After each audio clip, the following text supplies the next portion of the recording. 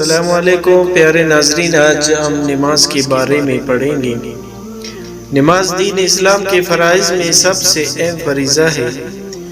حدیث مبارکہ میں ایمان اور کفر کے درمیان فرق کرنے والی چیز نماز کو قرار دیا گیا ہے۔ بے نمازی کا انجام فرعون، قارون، حامان کے ساتھ بتایا گیا ہے۔ رسول اکرم صلی اللہ علیہ وسلم کا فرمان ہے، جب کوئی قصداً ایک فرض نماز چھوڑ دیتا ہے تو اس کا نام جہنم کے دروازے پر لکھ دیا جاتا ہے کہ فلاں کا جہنم میں داخل ہونا لازم ہو گیا۔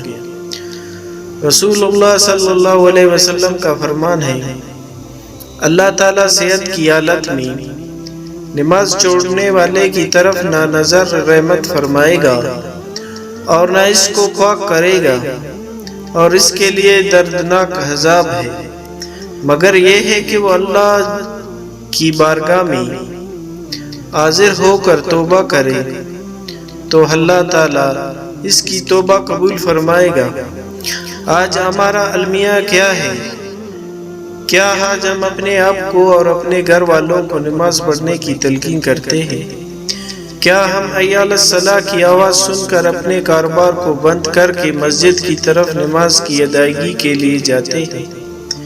کیا ہم ارکان اسلام کو مکمل پابندی کے ساتھ ادا کر رہے ہیں؟ اگر ان سب باتوں کا جواب نہ میں ہے تو اللہ تعالیٰ کی پکڑ بہت سخت آنے والی ہے۔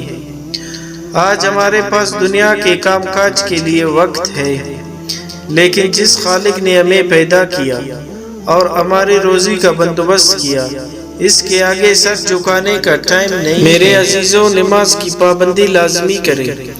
قیامت والے دن بھی سب سے پہلے نماز کا حساب لیا جائے گا۔